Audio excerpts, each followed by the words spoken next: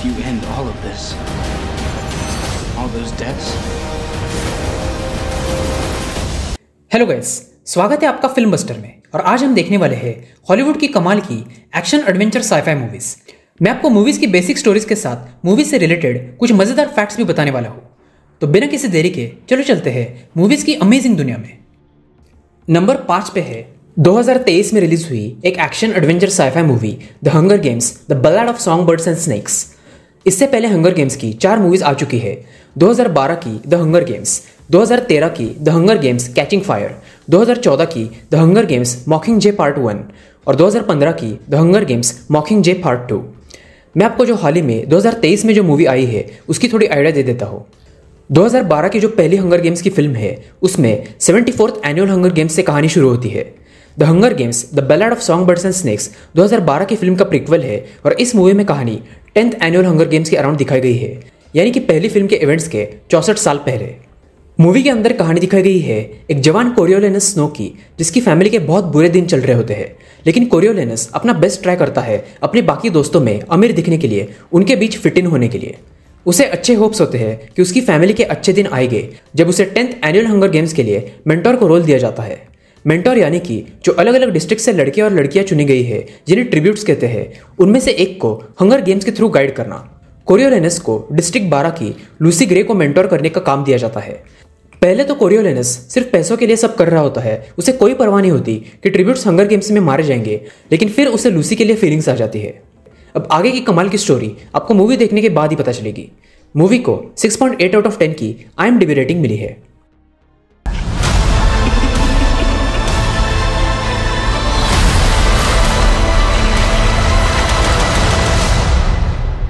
बहुत बढ़िया मूवी है गाइस।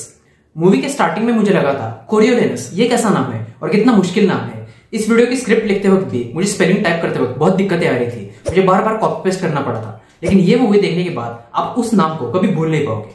बाकी मूवीज में जो कोरियोलेनस एक दुष्ट इंसान दिखाया गया है, वो पहले बाकी सबकी तरह एक नॉर्मल अच्छा इंसान होता है। लेकिन ऐसा क्या हो जाता है जिसकी वजह से वो उस रास्ते पे चला जाता है, ये आपको इस मूवी से पता चलेगा। इस मूवी में सारे ही एक्टर्स ने अच्छी एक्टिंग की है। पीटर डिंकलेज, जिन्हें हमने गेम ऑफ थ्रोन्स में देखा था और हमें पता है गेम ऑफ थ्रोन्स में उन्होंने कितना अच्छा काम किया था, उन्होंने इस मूवी में भी फिर से एक बार कमाल का काम किया है। रेचल जिगलर, जिसे आप Shazam fury of the gods movie से जानते होंगे, वो एक सिंगर भी है और इस मूवी में उसके जितने भी गाने दिखाए गए हैं वो उसने खुद गाए हैं। इस मूवी में बाद वाले हंगर गेम्स के कई रेफरेंसेस देखने को मिलते हैं जो स्टोरी को कनेक्ट करने में बढ़िया काम करते हैं। इस मूवी को देखने के बाद जब आप वो 4 मूवीज दोबारा से देखते हो तो एक अलग ही किक मिलती है। मूवी में टेंशन ऐसे बढ़ते जाता है, थोड़ी देर के लिए कम हो जाता है, हमें थोड़ी सांस लेने को मिलती है और फिर से टेंशन ऐसे बढ़ते जाता है। कमाल का थ्रिल हम महसूस करते हैं। मूवी में एक सीन था जो मुझे पहले समझ में नहीं आया, लेकिन फिर मूवी में 5-10 मिनट होने के बाद जब मुझे पता चला कि एक्चुअली में हुआ क्या है, तो मेरा रिएक्शन कुछ ऐसा था।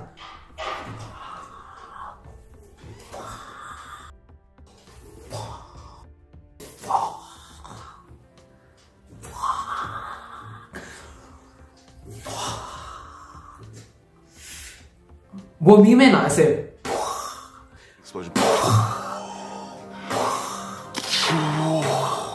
लिटरली वो हुआ मेरे साथ उस सीन को देखने के बाद। और इस वीडियो के थंबनेल में जो सीन है मूवी में, उसी टाइम की मैं बात कर रहा हूँ। उस वक्त कमाल की किक मिली थी और ट्रस्ट मी, ये मूवी देखने के बाद अब बाकी 4 पार्ट्स देखोगे ही देखोगे।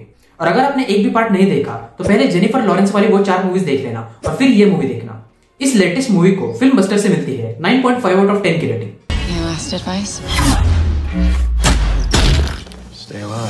मैंने हंगर गेम्स की पहली 4 फिल्में जेनिफर लॉरेंस वाली बहुत पहले देखी थी, जब जियो नहीं था, कंप्यूटर में सीडीज डाल के मूवीज देखनी पड़ती थी। इसके अलावा मैंने हंगर गेम्स की एक स्पूफ मूवी भी देखी थी जो बहुत कॉमेडी थी। Petunia Evershot. Oh, I didn't get picked. No more games for me. मैं उन सारी मूवीज के बारे में थोड़ा भूल भी गया था, लेकिन इस मूवी को देखने के बाद इस मूवी ने मुझे वो सारी मूवीज देखने के लिए फिर से एक्साइटेड कर दिया और मैंने वो मूवीज फिर से देखी। क्या मूवीज है वो। हर साल अलग अलग डिस्ट्रिक्ट से एक जवान लड़का और एक जवान लड़की को चुना जाता है और उन्हें एक बड़े एरिना में या फिर एक बड़े एरिया में एक दूसरे के खिलाफ लड़ाया जाता है। उस हंगर गेम्स में उन्हें एक दूसरे के खिलाफ लड़के एक दूसरे को मारना होता है और एंड में सिर्फ एक ही विनर होगा, यानी कि इतने सारे लोगों में से सिर्फ एक ही इंसान जिंदा बचेगा।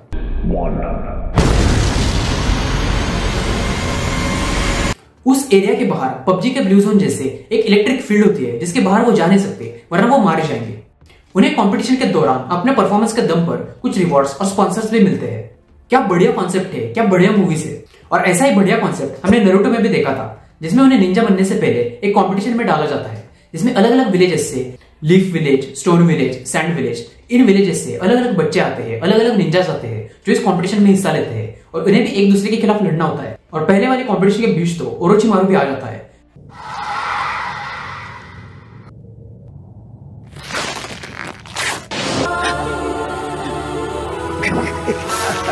क्या थ्रिल था उस एनिमे में, क्या वो एपिसोड्स थे, क्या एनिमे है। नारुतो और नारुतो के क्रिएटर्स, आई लव यू। क्या एनिमे बनाई है आपने। बढ़िया एनिमे है, बढ़िया स्टोरी है, बढ़िया थ्रिल है, बढ़िया कॉमेडी सीन्स है और बहुत इंस्पायरिंग भी है। ट्रस्ट मी, अगर आपने नहीं देखा तो नारुतो जरूर देखना।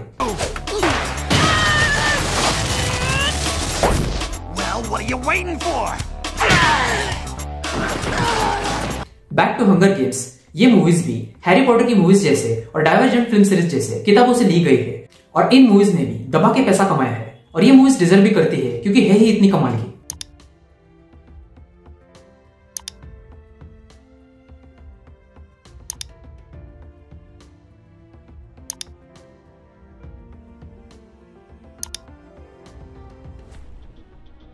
जब पहली मूवी देखने के बाद आप सेकंड मूवी देखते हो तो मूवीज से और ज्यादा इमोशनली कनेक्ट करते हो और थोड़ा भावुक हो जाते हो। द हंगर गेम्स मॉकिंगजे पार्ट 1 में जब कैटनिस वो गाना गाती है हैंगिंग ट्री, बैकग्राउंड में वो गाना बजते रहता है और लोग ऐसे मार्च कर रहे होते हैं, ऐसे गूज़बम्स आ जाते हैं। क्या सीन था वो। उस गाने की कुछ लाइनें हैं जो आपको बताता हूं। Are you coming to the tree where I told you to run so we'd both be free? Strange things did happen here, no stranger would it be if we met at midnight in the hanging tree. Are you coming to the tree where I told you to run so we'd both be free? Strange things did happen here, no stranger would it be if we met at midnight in the hanging tree. Are you coming to the tree where I told you to run so we'd both be free? Strange things did happen here, no stranger would it be if we met at midnight in the hanging tree. कमाल का गाना है और जब movie में बजता है तो एक अलग ही किक मिलती है। हर पार्ट में हंगर गेम्स और ज्यादा मुश्किल हो जाते हैं और हमें और ज्यादा थ्रिल महसूस करने को मिलता है।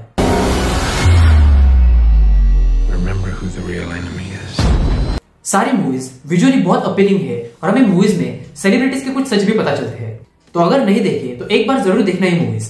और मेरा गेस है कि the hunger games the ballad of songbirds and snakes के अगले पार्ट्स भी आएंगे, जिसके लिए मैं बहुत एक्साइटेड हूं।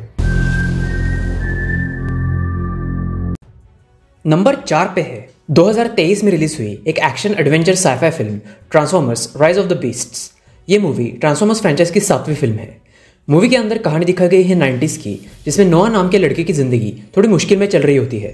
थोड़ा सा फाइनेंशियल बूस्ट मिलने के लिए नोआ एक चोरी करने का डिसाइड करता है, लेकिन उस चोरी के वक्त उसका पाला पड़ता है एक ऑटोबॉट से। जल्द ही नोआ को ना चाहते हुए ऑटोबॉट्स को ज्वाइन करना पड़ता है क्योंकि एक म्यूजियम में से प्राचीन आर्टिफैक्ट डिसेप्टिकॉन्स के हाथ लग गया होता है। मूवी में हमें मैक्सिमल्स भी देखने को मिलते हैं जो पृथ्वी पर इन्हीं आर्टिफैक्ट्स की रक्षा कर रहे होते हैं और वो ऑप्टिमस प्राइम को उनके देवता की तरह मानते हैं। अब आगे क्या होगा ये आपको मूवी देखने के बाद ही पता चलेगा। मूवी को 6 आउट ऑफ 10 की IMDb रेटिंग मिली है।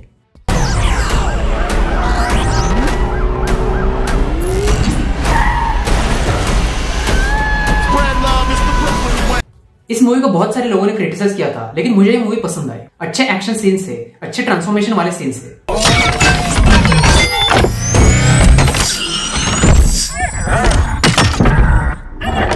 स्पोर्ट्स कार्स जैसे कि लैम्बोर्गिनी, फरारी, एस्टन मार्टिन, उनका आवाज सुनने के बाद कानों को एक सुकून मिलता है। वैसे ही इस मूवी में वो क्रीचर्स या फिर रोबोट्स जो स्कॉर्पियंस की तरह दिखते हैं, उनको वो मैकेनिकल वर्लिंग का आवाज सुनने के बाद कानों को एक सुकून मिलता है।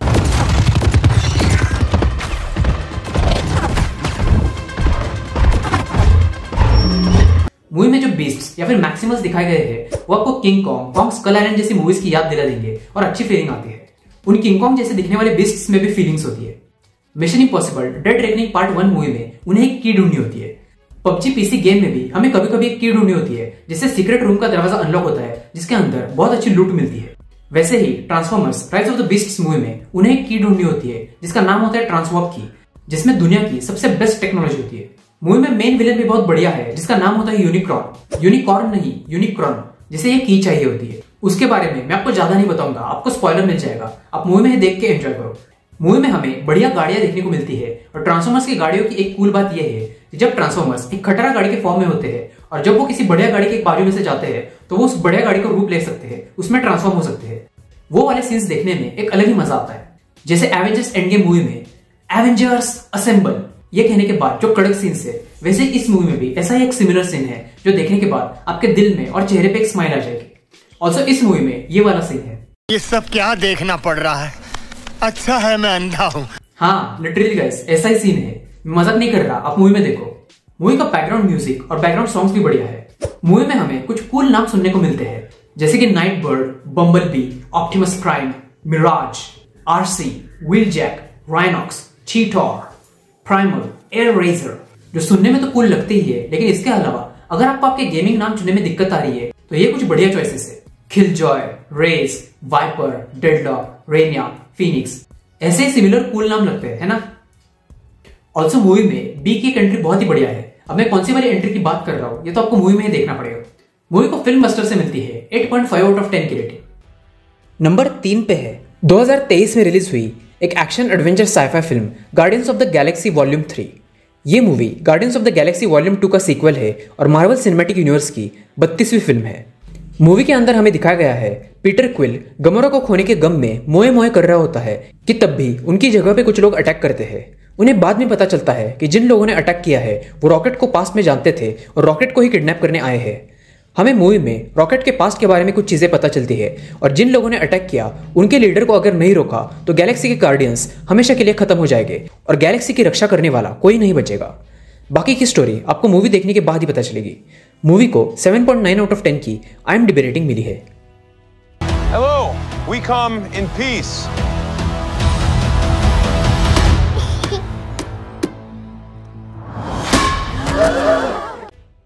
नंबर 2 पे है 2022 में रिलीज हुई एक action adventure scifi film Prey. ये मूवी बाकी 4 प्रेडेटर मूवीज का प्रीक्वल है और इसकी कहानी साल 1719 में स्थित है। मूवी के अंदर कहानी दिखाई गई है नारू नाम की कोमाचे प्रजाति की लड़की की, जिसे अपने ट्राइब को साबित करके दिखाना होता है कि वो एक अच्छी शिकारी है। सब लोग शिकारी शिकारी कर रहे होते हैं कि तब भी असली शिकारी मूवी में एंट्री मारता है। वो एक प्रेडेटर होता है जो इंसानों की एक्सपोर्ट्स की तरह शिकार करता है। जो भी प्रेडेटर्स पृथ्वी पर आते हैं हर बार वो और ज्यादा होशियार और उनके हथियार और ज्यादा एडवांस बन गए होते हैं। अब नारू जो खुद शिकारी बनना चाहती थी, उसे और उसके ट्राइब को खुद प्रेडेटर के शिकार से बचना पड़ता है। अब आगे क्या होगा और मजेदार थ्रिल आपको मूवी देखने के बाद ही पता चलेगा। मूवी को 7.1 आउट ऑफ 10 की IMDb रेटिंग मिली है।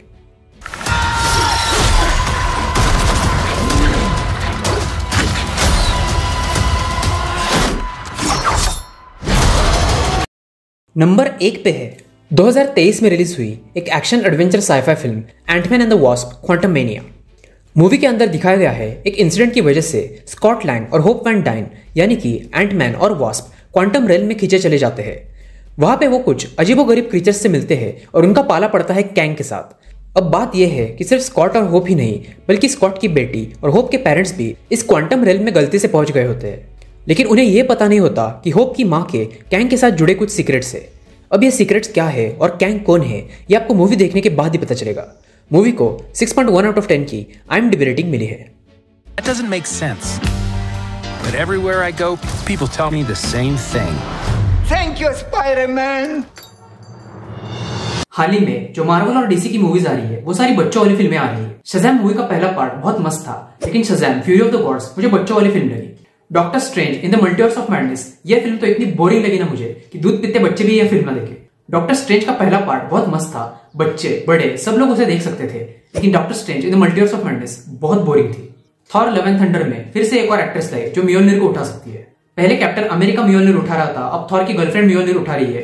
ये सब देख के थॉर भी मियोलनिर को बोलता होगा, किसी एक का तो हो रहा, किसी एक का तो हो। और थॉर लव एंड थंडर और doctor strange the multiverse of madness इनमें ऐसे क्रीचर्स दिखाए गए हैं जैसे बेंटन के कार्टून में आते थे। अगर हमने मार्वल की पहली फिल्म्स देखी Iron Man, Captain America Civil War, Avengers Age of Ultron, ये फिल्में कितनी बढ़िया थी, सब लोग इसे देख सकते थे, बच्चे बड़े सब लोग। पहली आयरन मैन की फिल्म जो 2008 में आई थी, कौन कह सकता है कि वो बच्चों के लिए फिल्म थी, कितनी बढ़िया फिल्म थी, हमें उससे कितना कुछ सीखने को मिला था। मैं और मेरे बहुत सारे दोस्तों ने वो फिल्म देखने के बाद ही इंजीनियरिंग में एडमिशन लिया था। कैप्टन अमेरिका सिविल वॉर के बढ़िया एक्शन सीन्स, विंटर सोल्जर के बढ़िया फाइट सीन्स हमें आज भी याद है। और आजकल की movies, Thor love and thunder, doctor strange in the multiverse of madness, recent में आई सिर्फ 2 मार्वल की मूवीज मुझे ठीक ठाक लगी। पहली है Antman and the Wasp Quantumania और दूसरी Guardians of the Galaxy volume 2। ये मूवीज बड़े भी देख सकते हैं। फिर भी Antman and the Wasp Quantumania में थोड़ा सा उन्होंने बच्चों वाला पार्ट डाला था, लेकिन इतना भी नहीं था, इसलिए वो देख सकते हैं। Antman and the Wasp Quantumania को फिल्म बस्टर से मिलती है 7 out of 10 की rating. And after all that, he reclaimed his title as the one and only Thor. तो अगर आपको वीडियो अच्छी लगी हो तो वीडियो को लाइक जरूर करना और चैनल को सब्सक्राइब भी कर देना। मैं मिलता हूं आपसे अगली वीडियो में, तब तक के लिए बाय बाय, सी या, टेक केयर।